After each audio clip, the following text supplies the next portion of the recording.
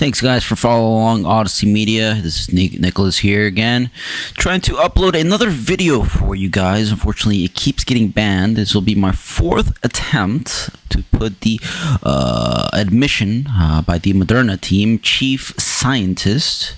Every time I try and put this baby up, the terms and policies is rejected, even though I provide all public sources and all good medical information as well. I'll be putting the links for the Rumble and the BitChute. Again, it's been banned off YouTube, so please look down to the description below if you want to watch the full video. This information is very critical. I mean, this is one of the biggest bombshells, so please make sure you check it out and get around the old censors here. Thanks for checking it out. Make sure you subscribe to Odyssey Media.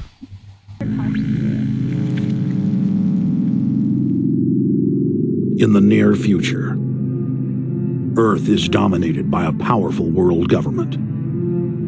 Once free nations are slaves to the will of a tiny elite. The dawn of a new dark age is upon mankind. Countries are a thing of the past. Every form of independence is under attack, with the family and even the individual itself nearing extinction. Close to 80% of the Earth's population has been eliminated. The remnants of a once free humanity are forced to live within highly controlled, compact, prison-like cities. Travel is highly restricted. Superhighways connect the megacities and keep the population from entering into unauthorized zones. No human activity is private. AI supercomputers chronicle and categorize every action. A prison planet dominated by a ruthless gang of control freaks, whose power can never be challenged. This is the vision of the global elite, their goal. A program of total dehumanization, where the science of tyranny is law. A worldwide control grid, designed to ensure the overlord's monopoly of power forever. Our species will be condemned to this nightmare future unless the masses are awakened to the New World Order master plan and mobilized to defeat it. Erected by a secretive group, the Georgia Guidestones are a testament to the elite's plan for a world religion, global laws, with a global court and army to enforce it. And set in stone, it is written that the population never rise above 500 million. At length, about how vaccinations filled with mercury and other brain-damaging compounds would induce partial chemical lobotomies and develop a servile zombie population. Diet, injections, and injunctions will combine from a very early age to produce the sort of character and the sort of beliefs that the authorities consider desirable. And any serious criticism of the powers that be will become psychologically impossible. Bertrand Russell. Formulating and designing the people's new worldview. A whole new set of ideas and opinions. And the masses will swear that these are their own thoughts. A perpetual state of mass sleep paralysis.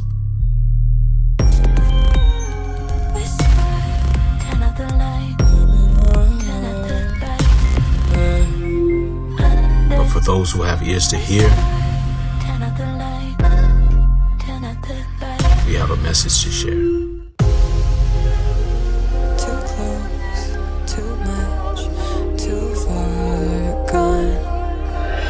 Ladies and gentlemen,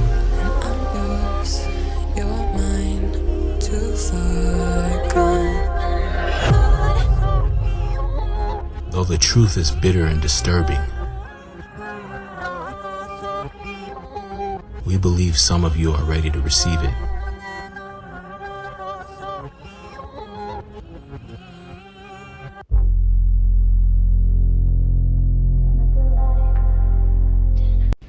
Thank you, Adrian.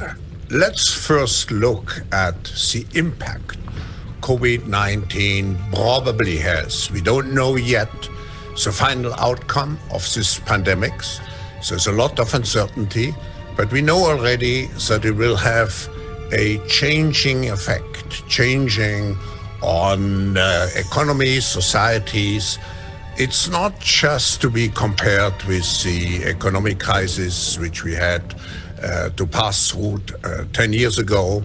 The effect will be much similar to World War, and actually all countries in the world are affected. So if we look at the impact, of course, we first see the impact on global economic growth. Even in the most optimistic estimates of the IMF and OECD, we will be back to the output level of the end of 19 only at the, in the best case, only at the end of 21. Let me just, since we are coming at the end, let me just conclude by saying we are at a turning point of humankind. I think we should not underestimate the historical significance of the situation we are in.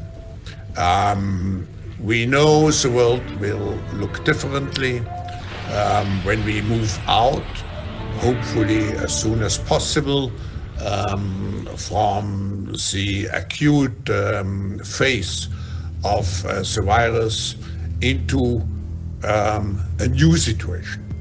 Now, we have three options for the new situation.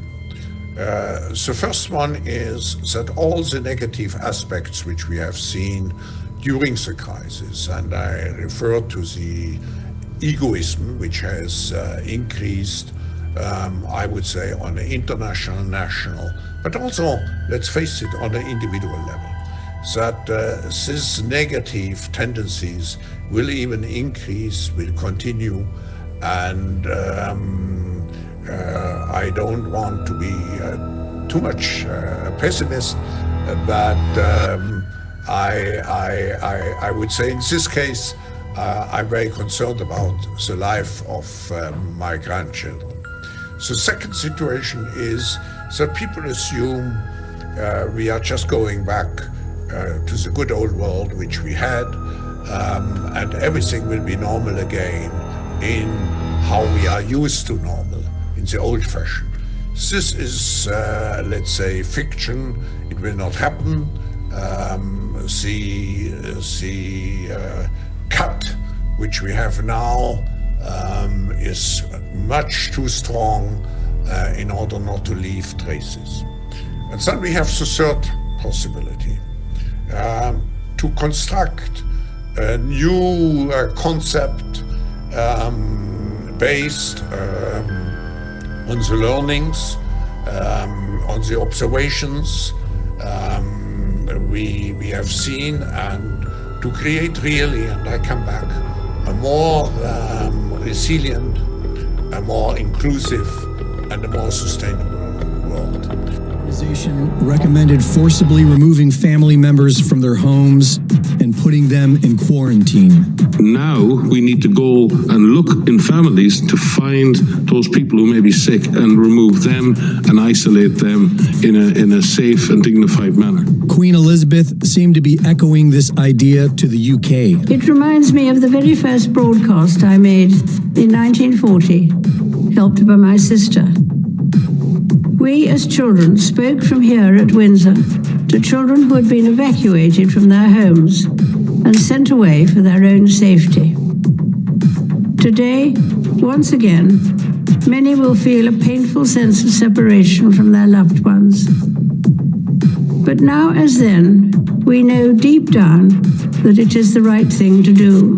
Bill Gates has been pushing the idea of tracking people with digital tattoos, and Microsoft was recently granted patent number 060606 for a cryptocurrency surveillance system connected to the human body.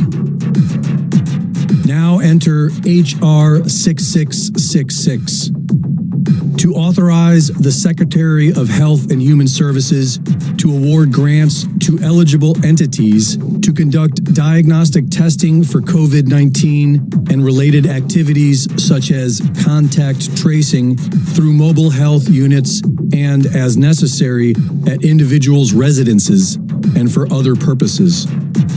On May 1st of 2020, Illinois Congressman Bobby Rush introduced H.R. 6666. This act is essentially setting up a nationwide contact tracing and quarantine program run by Big Pharma. Section 2, COVID-19 testing and contact tracing using mobile health units, will allow Bill Gates loyalist Alex Azar and the CDC to fund eligible entities to conduct tests, trace and monitor the contacts of infected individuals, and to support the quarantine of these contacts via mobile health units. Who are the eligible entities qualified to receive this funding? Health centers, nonprofit organizations, high schools, and anyone else that Alex Azar deems eligible. The amount of taxpayer dollars being asked for to trace the public and force quarantines is $100 billion for 2020 alone, and whatever may be necessary as long as the emergency period continues.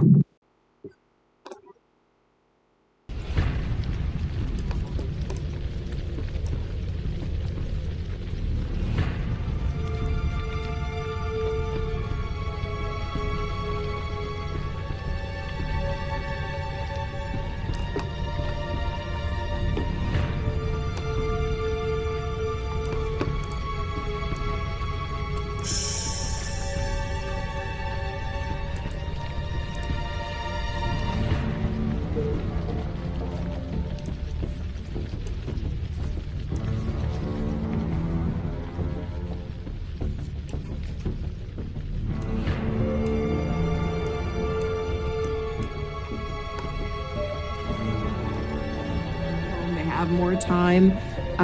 So in some ways, maybe this was inevitable, but I know my husband is not vaccinating people and putting a microchip in her arm because that technology doesn't even exist and he's never uttered the words out of his mouth. So the Gates Foundation are in favor of developing digital certificates that would certify that individuals, American citizens, have an immunity to this virus and potentially other viruses going forward to then facilitate travel and work and so forth. What are your thoughts from a civil libertarian point of view about these types of what some would say tracking mechanisms that would be adopted going forward to reopen our broader economy? Yeah, I'm very concerned about the slippery slope in terms of continuing encroachments on personal liberty. I do think during the emergency, appropriate, reasonable steps are fine. But a digital certificate to show who has recovered or been tested recently, or when we have a vaccine who has of people who've received it. That's his answer on Reddit, Ask Me Anything. They had a little forum. I'd be a little concerned about that and the tracking of people and so forth, generally, especially going forward over a long period of time.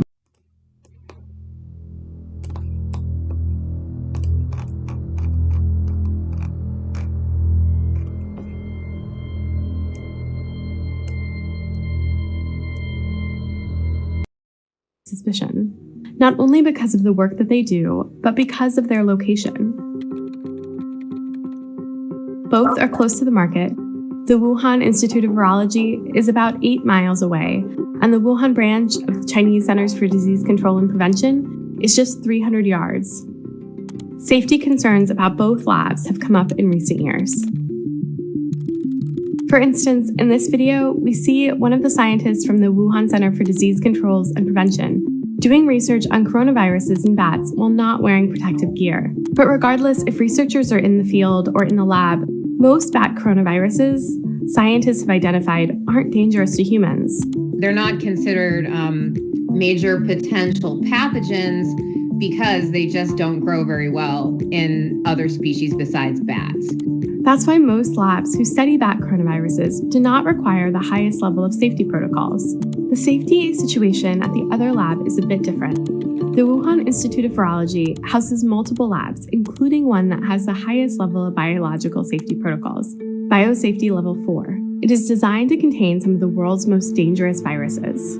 BO4 is the ones you will see in films with people in a suit and an air hose attached behind them. They're completely enclosed and protected. When China first brought this lab online, it was with the explicit goal of studying coronaviruses. China wanted to set up its own laboratory after the SARS outbreak to study SARS-relevant pathogens so that they could do that on their own territory without having to rely on the international system. She's Zengali. She's one of the world's experts on bat coronaviruses and is based at the Wuhan Institute of Virology. The work we do with the Wuhan Institute of Virology is to look for viruses in bats that we think could be the next pandemic. That work and the higher safety protocols have led to suspicion that she was working with more dangerous bat coronaviruses, ones that could infect humans.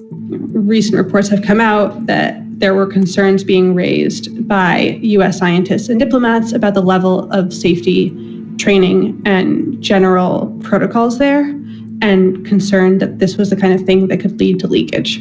2 years ago, American officials voiced a variety of concerns about these labs, including an ominous warning that there was a serious shortage of appropriately trained technicians and investigators.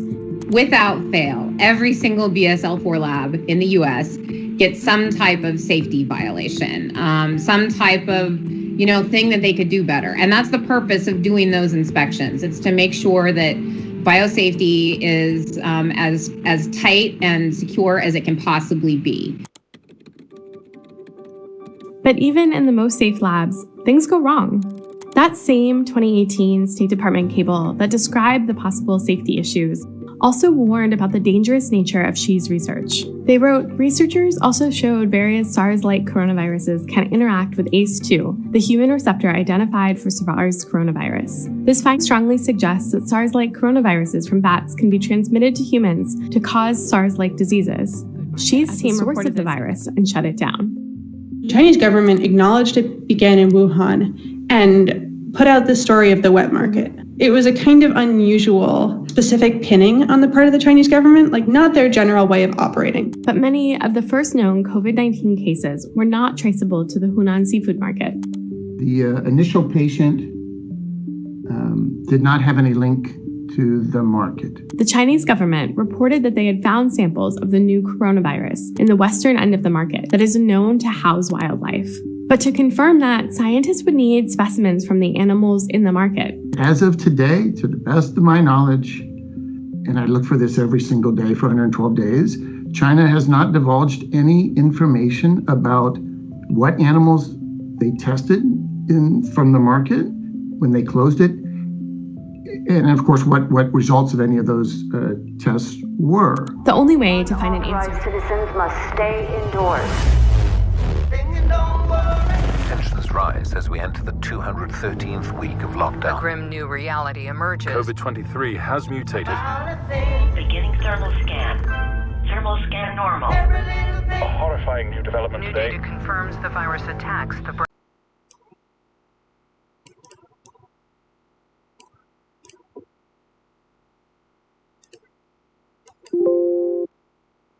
My brain doesn't work most of the time, and I can't describe it any better than that. Like, the things I used to love doing, I can't do anymore because I don't remember how.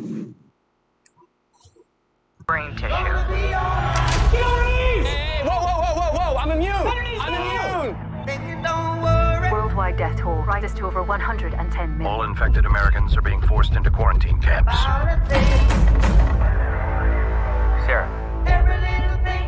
Sarah, what's going on? Department of Sanitation. Sarah, talk to me. I think my neighbor has a fever. It'll be so much easier if you just open the door. Mrs. Grant, you have visitors. Sarah, please. Sarah, open that door. Sarah, do not open that door.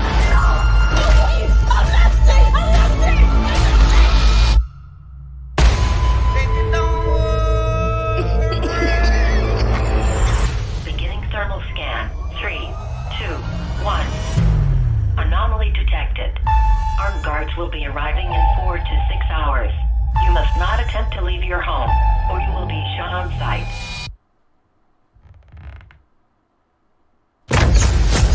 This is my message to you. I know you're in there.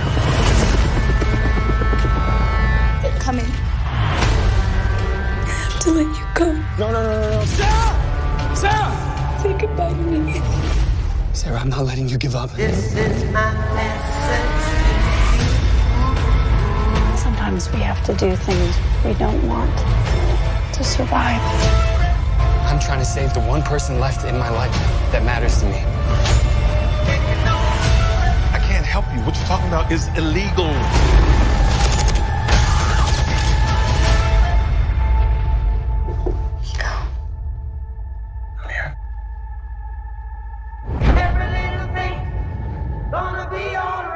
Remember, stay safe, sane, and sanitized. The covert testing of chemical, biological, and radiological agents on unsuspecting populations continues worldwide today. From 1940 to 1979, the vast majority of the British population was sprayed by aircraft more than 2,000 times with deadly chemicals and microorganisms without ever being told. In 1968, the Pentagon tested a deadly bioweapon on New York subways and placed personnel in local hospitals to monitor the effects. Aggressive sterilization of men and women continued in many states until the mid-1980s. The United States and England are currently testing pesticides and highly toxic experimental drugs on tens of thousands of healthy foster children, many of which die as a result of the experiments. Banned Alex Jones. This video is 3 years old. Here it is. This is an emergency transmission from deep in the heart of Texas, the U.S. resistance against a global corporate combine empowered and funded by Communist China, allied with the big mega banks that set up Communist China in 1949. The Communist Chinese have taken control of U.S. telecommunications infrastructure. The Communist Chinese have taken control of Hollywood. The Communist Chinese have taken control of the main universities. This is all confirmed. This is not a drill. Big tech in Silicon Valley is almost completely run by the Communist Chinese government. They've officially become state-run. Apple, 100%. Google is now making the transition and announcing a merger and total worldwide censorship. They are now beta testing using me as the straw man, a demonized version of Alex Jones, to do that. This is happening. This is not like the other probes before that were meant to get you used to probes and censorship, thinking you would adapt to censorship by just putting up with it. Now this attack is thousands and thousands and thousands of times the magnitude of all previous attacks. This is a titrated dose, reverse psychological warfare operation using adapt and overcome subversion paradigm manipulation. In layman's terms, they are manipulating the fact that we adapt to being oppressed. We adapt to being pressed at the low dosages of oppression. And now when the megaton hits us of the total takeover, we try to adapt to the poison infusion instead of not knowing it's a lethal dose if we accept the dose. Total Internet of Things integration, global social score, complete command and control system. It is the virtual reality AI weapon system now attacking the United States with traitors inside the major security agencies, blocking Trump's resistance of the program and attempting to stop us from removing the tentacles of the Chi-Com/Big Tech banking combine emergency situation. I have been chosen for destruction because I brought you this information and have been ramming it out as much as I can. They want to double use me, as they always do in any complex system of mathematical deception, where every angle of my good is turned against us. So they take what I've said, being sincere, build me into an insincere person in the straw man. I'm a person that cares about life and children and is against these wars. And so they make me a herder of children. And then they build me into this lie to then set the distraction while they're actually censoring all of you to make a debate about Alex Jones. So even if I didn't sell out to them, they now use me as an archetype to serve them by being the main distraction. I have now been captured by the enemy in the information warfare fulcrum and is being used against you. Only your full understanding of this key will break you free from this paradigm. I have given you the transmission. Now break free. Everyone is going to be chipped. I think it will be voluntary, but I am certainly convinced that millions of people will find it very, very valuable to have a smart device under their skin. Human microchipping may be our future, but in Sweden, it's already reality. In Privacy Watch, the brain behind SpaceX and Tesla now wants to get inside your brain. Elon Musk's startup Neuralink hopes to one day implant chips in the human brain. Musk unveiled a prototype of the device last month. It's currently being tested in pigs. The goal is to help treat neural disorders Some say that it could lead to our brains being linked straight up to the internet one day.